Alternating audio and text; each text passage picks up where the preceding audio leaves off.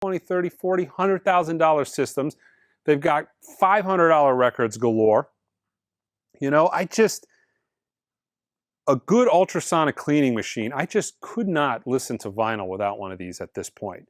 A good ultrasonic cleaning machine, if you're a vinyl guy, it's like, you got to think of it like dropping 15, 20 grand on a set of speakers. You know, when you go and you buy, you know, say a $5,000 amp versus a $1,000 amp, you get a massive improvement when you plug that in. You're like, wow. Or, you know, whatever, you upgrade speakers, you upgrade a turntable, doesn't matter what it is. But when you spend a lot more money on whatever item you had you're getting than you had, and it's that, ooh, you know, it's that aha moment. That's what it's like with a good ultrasonic cleaner.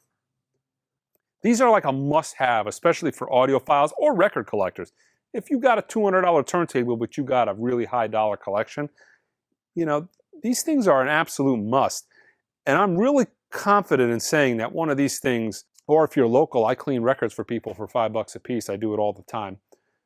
It's great too, because I want you to view this as kind of like a quasi-drug deal.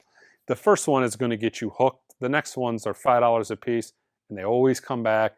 And guys that I clean ultrasonically clean records for, I don't see people in once. Once you have that first record cleaned, you're coming back. You're coming back for more.